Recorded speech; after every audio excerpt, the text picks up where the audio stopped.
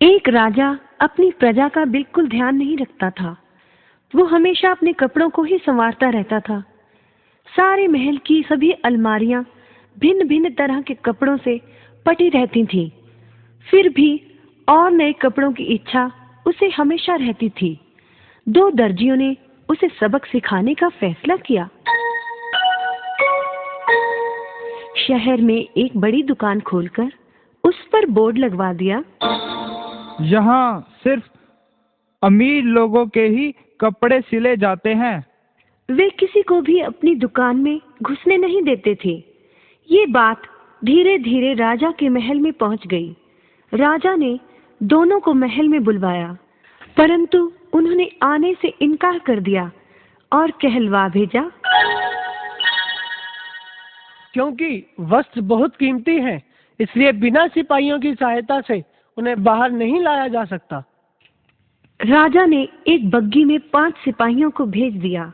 दर्जी एक सोने के संदूक के साथ बग्घी में बैठकर महल में पहुंच गए।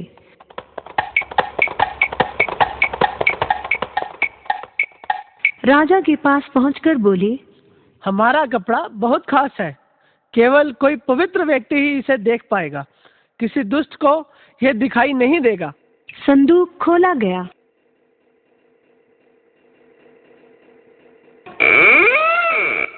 संदूक बिल्कुल खाली था।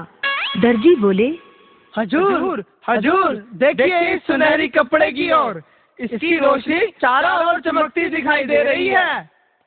किसी को कुछ दिखाई तो दे नहीं रहा था, क्योंकि कपड़ा तो वहां था ही नहीं। पर अपने आप को दुष्ट कौन कहलाए? वाह, क्या कपड़ा है, कमाल हो गया।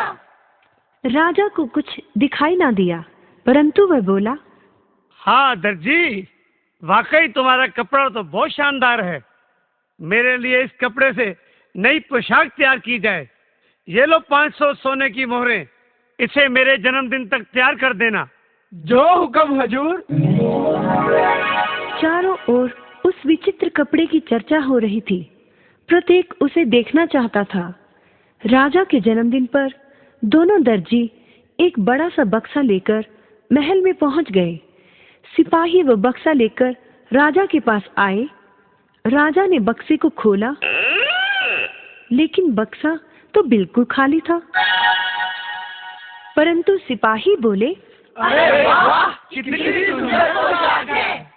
उन्होंने राजा को वो पोशाक पहनाने में मदद की। राजा के कपड़ों को देखने पूरा दरबार खचाखच भर गया था।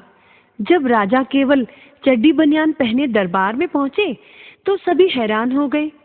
किसी को नई पोशाक नहीं दिख रही थी, क्योंकि पोशाक तो थी ही नहीं। परंतु कोई कुछ न बोला।